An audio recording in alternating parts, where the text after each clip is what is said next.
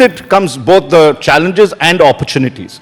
Now, one of the big things that had been talked about was how do we make India, or Delhi at least, or any airport that you like, into a global aviation hub. We saw how Dubai, Qatar, Singapore, all smaller places, but they form the hub of our traffic. What are the 4 or 5 things you think we need to be doing, or what you're planning to do to ensure that we get there? So first of all, thank you for the introduction, and also I'm very happy to be here participating in the India Today Conclave. And coming to your question of how do we make Delhi a hub, and this has been on the cards for the Indian civil aviation sector for a long time, and there has been consistent progress. Not enough to call it a hub right now, but we are in the process of making it a hub.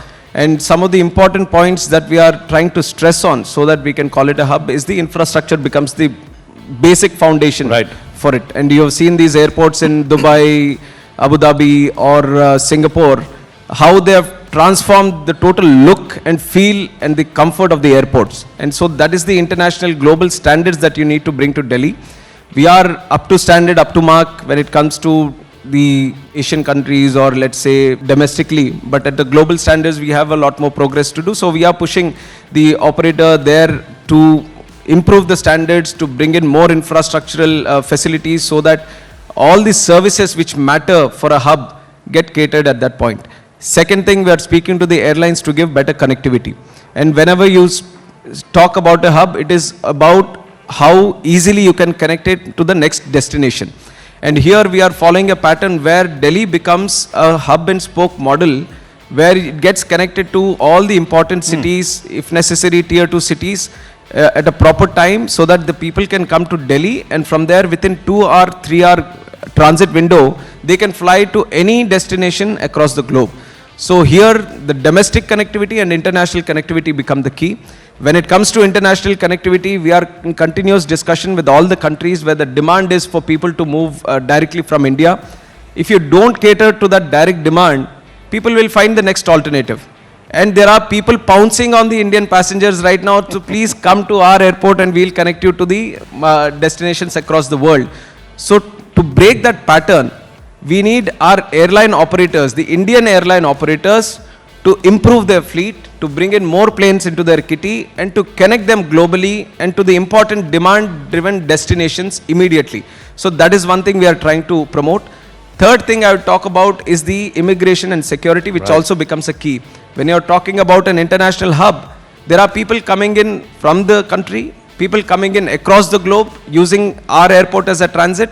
So how easily do you facilitate? See, this is where it becomes a very key point, because when you go to Delhi, you almost feel like you're at home. That is how they make you feel. Right. They make you feel that this is just built for yourself. So that kind of experience, the passenger experience, no matter if he's coming from the corner of the country or anywhere in the world, he should feel that the airport is just comfortable for all these services that he wants. So these are the 3 major key points that we are trying to stress about. And we are in continuous discussion, and our challenge is not only to make Delhi as an airport or our vision. We want to have 3 more hubs in the country. We have Bombay, we have Bangalore, Hyderabad. So all of these can be converted into hubs. And the major opportunity that we have right now is domestically we have so many airports, and we can't run international airport at every airport that we have. So if they want to travel internationally, which is the aspiring India today, everyone wants to travel abroad, everyone wants to connect to the world.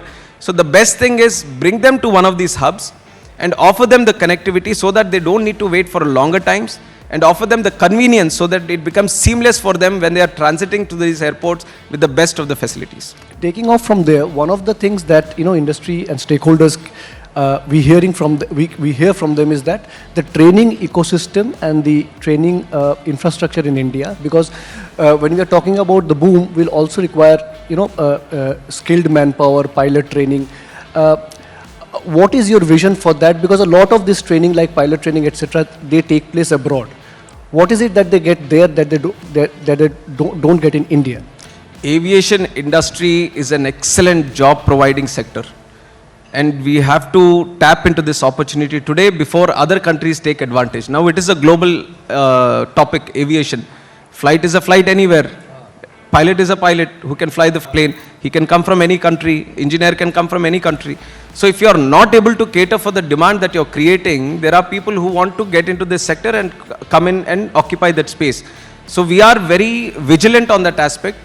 The demand that we are trying to create, so there are two aspects of it. One is the airlines itself. Each airline, to one aircraft to run, you need up to 20 pilots for it to run seamlessly through its schedule and all that. So imagine we have 1700 more planes coming into our fleet in the next 10 years. We have orders of up to 1700 planes, and how many pilots are required for that? So one basic example, just to address this pilots issue, we are producing enough right now, but we have to cater for the demand. If we don't plan now, tomorrow we'll be insufficient. So we are trying to encourage more people to come into the FTO sector, flight training organizations. We are opening up airports in a much better way, seamless way, so that FTOs, whoever want to establish a new training organization, we are kind of facilitating for them, making it much more easier for them. And in terms of training, whoever is making these aircrafts, let's say Airbus is there, Boeing is there, any other OEM manufacturers, engine manufacturers, we are telling them, your biggest playground is India today. You're selling all your aircrafts, you're doing all your business within India, we have so many orders coming in. So you have to establish a training facility in India. So we are encouraging them to give that direct connectivity so that the end product which is going to be operating in India gets connected to some people who are trying to get skilled in that sector also. And overall, we are trying to map all the skills that are required. So many different aspects are there in aviation, right from, if you just take the airport, right from a car entering the airport, the parking area, to the plane leaving the runway, there are almost 150 different kinds of skills that are required, or different areas that are there. So imagine the kind of jobs that you can create by skilling the right talent in the country. So we are trying to map all the skills that are required and do an assessment on what all are already available in India. If not, how do we start right now itself to tap into that potential and do the training itself? So we are doing that process right now, and we are going at a very good pace. So I don't see anywhere in the near future that we'll have a dearth of resources, at least the workforce, which won't be able to cater for the demand that we have in the aviation sector. But the challenge here might be the challenge in other sectors also, is not just creating the number, but creating the quality with the number. So the quality is very, very important, which is why we want to have these international partnerships. We want to have the conversation with the right people who can bring in the standards and the quality also while we are training, so that I want to see that the person who is training as a pilot or an engineer or a crew or anyone, I don't want him to restrict himself to work in the Indian aviation sector. His dream should be to work across the world. That will only happen if we can create him with that global standards, and that is our vision. So won't that open Indian pilots up for like poaching by other countries like the Middle Eastern countries? I believe the heart of the Indian pilots is still in India only. They will first see that the advantage is to work for them in the country itself. I've spoken to them many a times. They want to work in the country itself. So I don't see any aspect like brain drain happening here. One thing that's happened, we've seen across airports, is the Digi Yatra, and the fact that seamlessly you can walk into an airport and go through security, and you have separate channels. How much, I think a couple of metros have it now.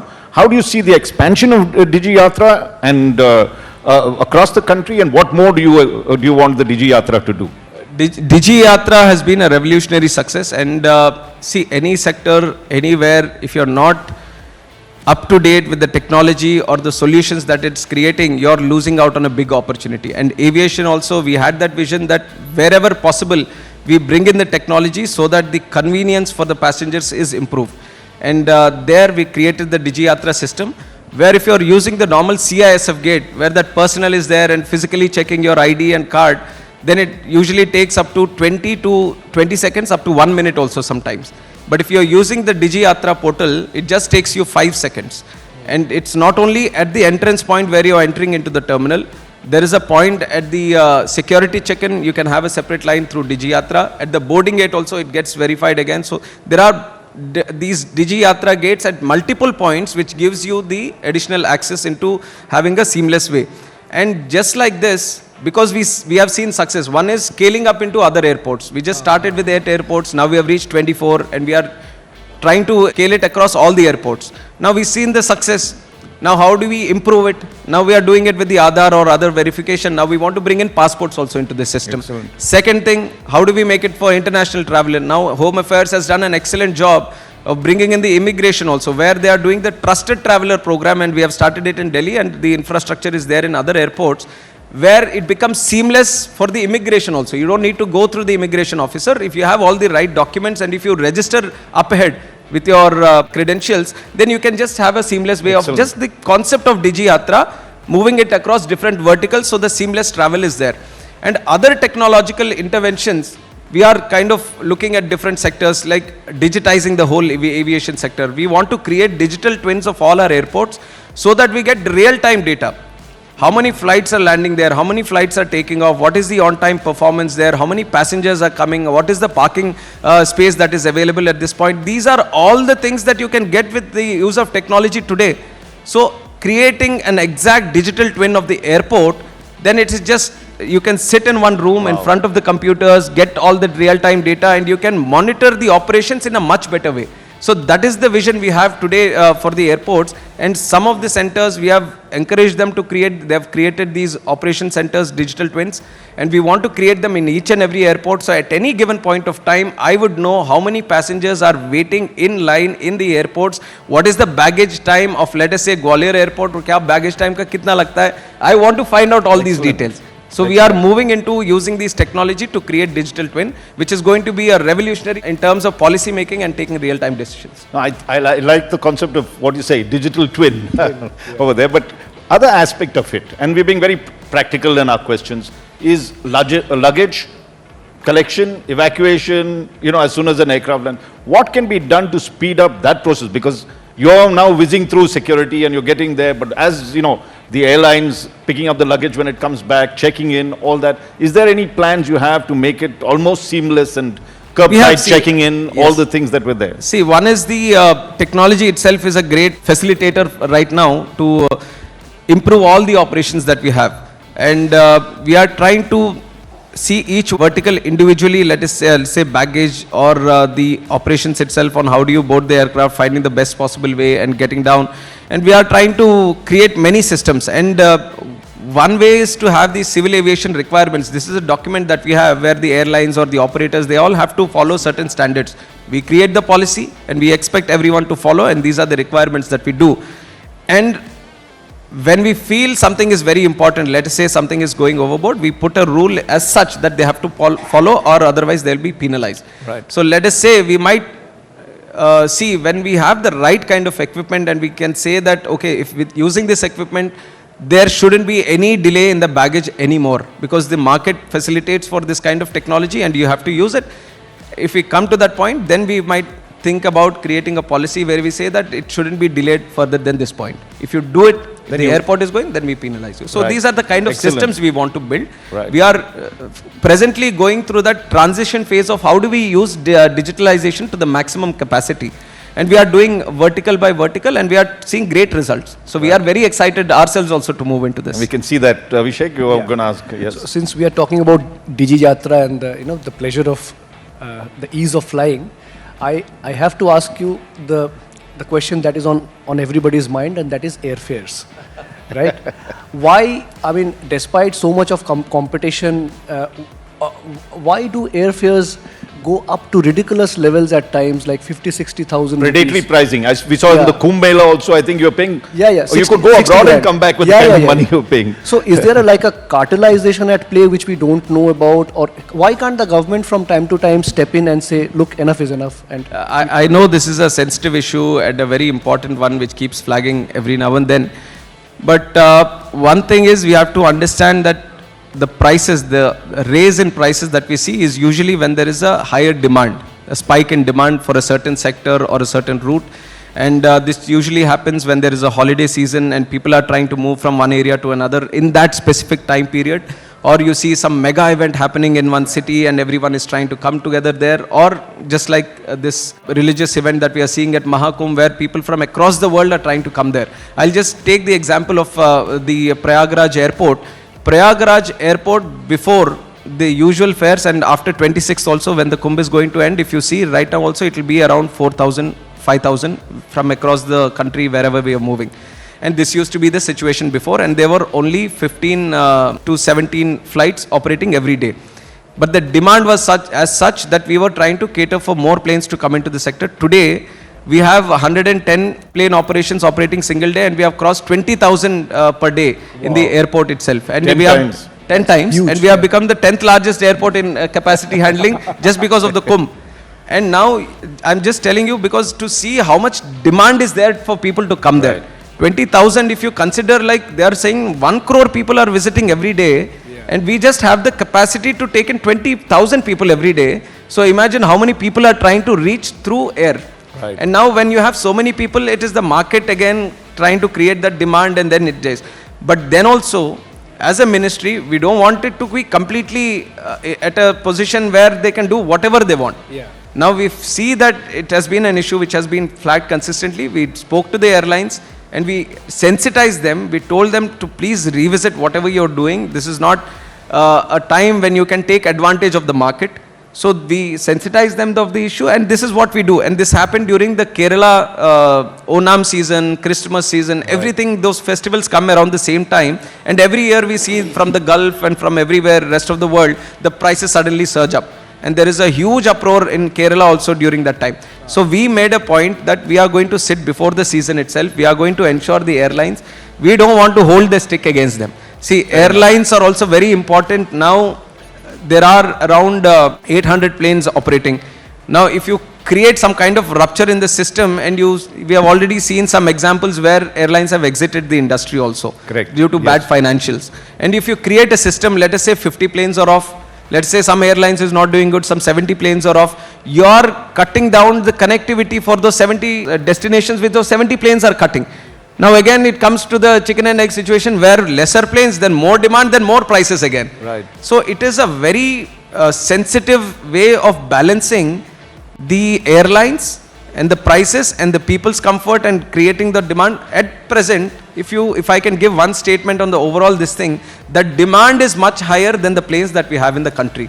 So we are trying to bring in more planes into the fleet so that if you run 2 planes from Delhi, Bombay, if you run 10 planes, obviously with the 10 plane scenario, you'll have a lesser prices. So all the high demand areas, if you can have more planes come in, then that's going to be a revolutionary way of cutting down the prices. Second thing, this also people should know, which is what goes into the airfare ticket price. Now almost 50% of it comes from the fuel tax only, which is a direct thing. And some states have a higher taxation structure. Now, when you're traveling through the destinations in that state, definitely it's going to spike up. 50% of this comes. So I have written personally to all the chief ministers. Including your chief minister. No, my chief minister has already done it. So he has done 1%, so there is no problem. So taking that as an initiative, I have written to all the people. It will look very political if I take names, so I won't take any names because we are keeping it below the politics here. So I have written to chief ministers who have it up to 28% also, that other states take example of other states. Even if you cut down the tax here, the whole growth that you will see in civil aviation is going to help you in multiple ways. What's the tax for Andhra Pradesh? 1%. Really? Yeah. Wow. And many states are doing also, 1%. That's how you encourage people, growth in civil aviation. Now, one of the things that, since we're talking about money, despite the fact there is such a big boom in aviation, and yet if you look at the figures that come in terms of losses, 2,000 crores annually the aviation sector is losing. What can be done to, is that a normal process of death, and when you are running private business this will happen? What can be done to ensure that everybody is doing well in this one? So this is a very tricky question, in the sense it takes a lot of economic angle to study the finances of airline business and all that, and this happens internationally. It's a very sensitive business. You would have seen many examples last 10 years, 20 years, 30 years, many airlines coming up, many airlines going away, because the initial investment itself, the plane itself is so expensive, and the financial model gets so rigid that it becomes very difficult to operate a plane.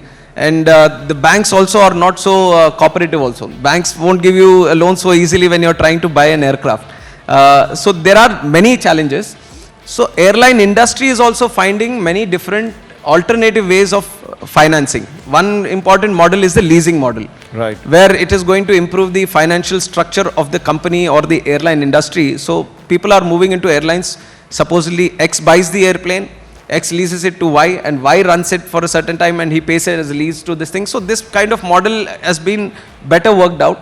So the world is moving into it, and people are also learning from the mistakes of the earlier airlines. Right. Now what went wrong with Jet Airways or what went wrong with Kingfisher, people are studying those airlines and they are trying to build up. And now third point I would like to mention, earlier airlines we wanted to bring in those big planes, bring in those 180 seaters, bring in 100 planes you have to order and all this. But today we are seeing, after this Udan scheme also, that we have so many smaller airports, they are trying to find these business models where you can operate 5 or 6 airports.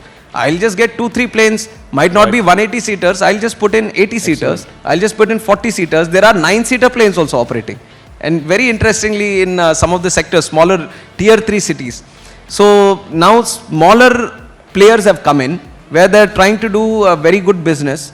And so I think the market is now very much open. People just need to find the confidence. This is for the people who want to start a business in the airline industry. And I'm kind of promoting that please come in. If you have that kind of money, then please start in airlines. I also don't want to see it as a duopoly where only 2 major airlines are operating. I want to see more airlines coming in, more people coming into this sector, smaller airlines, bigger airlines, everyone. It is open for all. We are not restricting in any other way. It is just that the financial structure is so much that it becomes very difficult for someone to start. But now India is become such a market where smaller people also, even if you have 2 planes, you can very effectively run an airline in the country. Taking off from there, I mean, about ease of doing business, when you're asking business houses to come and invest in India in aviation, one of the criticisms about the sector we hear is the bureaucratic delays, which is very endemic in India, and we keep hearing about DGCA. Now, how do you address that, one? And second, we've been hearing about an autonomous civil aviation authority that does away with DGCA but have an autonomous body with professionals coming in and managing. What's your take on that? See, this excuse of bureaucracy and all, I think India has passed that stage. We have to rightfully address that kind of issue, and again we have to create more transparent systems. We have to make everyone accountable. Let it be the politician who is leading, or the minister, or the DGCA, or whoever you put in. Everyone in the system has a role and a responsibility, and they have to be made accountable. And that is what in the last 10 years, under the leadership of Prime Minister Modi, we have strongly changed the whole way of governance, and we have brought in more accountability and transparency in the system. And again, the facilitator has been the technology. And in fact, in our system, civil aviation systems, because they are very tech-oriented machines and lot of systems, very strict systems where there is no room for error also. So it gets much more easier for us to create these digital systems. And one important thing you have said, DGCA, and this was there for a long time, that there seem to be multiple rumors around it and multiple challenges around it. So what we have done, we have created a digital twin for DGCA. We have done EGCA. Now all the applications that go to DGCA, where people were sitting for 6 months, 1 year, 2 years, now you can see the time also when you have applied for a pilot license, when you applied for a crew license, when you applied for an airport license. Everything is very transparent now. Everything comes online. And we can see where the file is, who is keeping the file for whatever time. So now we have created the EGC model. Now for the pilot license, again the same thing. They go through training, and once they have to apply for a license, they reach out to DGCA. Let's say someone in Madhya Pradesh, in some FTO, they has done the flying hours, and he's coming to DGCA trying to apply, bringing in all the papers, physical. He will say out of the 10 papers that are required, एक paper नहीं है, आप वापस जाओ तो then again 1 month delay there. Once he applies, then he has to be given a date for verifial, then after that for examination. So imagine when you create these kind of processes, obviously if there is one bad apple somewhere in the system, then everything goes for a toss. Now that is why digital systems, now for the CPL, commercial pilot license, we have bought EPL, electronic pilot license system. Wonderful. Now we are just the second country after China where International Civil Aviation Organization is approved for this EPL license, and we are the second country. So we are moving very aggressively into creating these digital systems, and many of the earlier legacy issues that have been carried forward, I think it's time where we are putting a door to all of them and locking them inside, and we are opening up a new India today. Coming to the other aspect is cargo, and possibly a revolution needed again for cargo handling. One of the things is that coming to Delhi, for instance, particularly if you're in business, getting out of Delhi by roads is going to be difficult because, there's no multimodal connection. So as soon as I land, I should be able to get out, but to get out of Delhi, you and I know that it'll take 1 hour even to move out of the city. So is there a case now to have, like they have in America where you'd studied, a separate cargo airport that will only support cargo links, that the planes flying, like FedEx has its own airport in the US. Is there such a plan in India to enable that? And if so, where would you think would be the best place to locate such an airport? Absolutely. And when we talk about the civil aviation, our primary focus goes on to these passengers and people flying, but equally important is the cargo. And there is a huge potential still untapped. So we are trying to move into that sector also. In fact, in the finance budget that has been presented by Sitaraman Garu, she has clearly mentioned that air cargo and cargo services will be improved in the country, and we are going to facilitate seamless integration right from the product to the market, everything. So that is one encouraging thing. So the government is focusing on cargo itself. And your question about, are we thinking about cargo airports? Yes, we are thinking, because the number of airports that we have in our kitty is so huge. So where there is an opportunity for us to improve the cargo services, right. And let's say like Delhi airport is there. Right. Some don't need to, even if you bring the cargo to Delhi, when it becomes a hub point, so everything comes to Delhi, but it's probably moving to some distances which are 2 hours away also. But it gets congested because everything comes to Delhi. Now we are trying to identify these kind of places where it might be possible for us to divert the cargo to a nearby airport and then make it more specific for cargo operations. Right. So this is a model, and we want to create the model of cargo airports also. The naming itself is an airport, but we have to bring in the models of cargo airport where more streamlined services for cargo gets done. And this is something we are actively pursuing within the ministry, and we are going to identify some cargo airports also in the near future and work in that direction now that the budget also specifically mentions towards it. Excellent. So now that, the Udan scheme, obviously it's been a success for like 7-8 years now. And what are the learnings and how are you going to do it differently, going forward? Udan has been a revolutionary scheme from the central government. It was the idea of the Prime Minister, Hawai Chappal se Hawai Jahaj ka safar. And to make it a reality, there had to be some intervention from the central government. We have created many airports. Building of airports has become an easy task now. Yeah. You have to build the runway, you have to build a terminal, you have the guidelines on how the terminal entry should be, exit should be, plane is coming, what are the standards and all that. We have mastered it now. You give us some piece of land, we'll build an airport within 1.5 years. Now the challenge is, how do you connect it? Now, how do you bring the plane there? How do you make it viable? So these are some of the questions which were left out, because airports were being built, but nobody was operating from there. So then we had to tap into that question, and that is where the Udan came into picture. Udan is Ude Desh Ka Aam Nagrik, and the scheme itself is that wherever there is a demand for these airports, there we put in some capex money and we build in the minimum infrastructure which is needed. And second, we are going to bid the route. Let us say from very random Saharanpur to Delhi or somewhere. We have Kurnool in Andhra Pradesh, Kurnool to Delhi.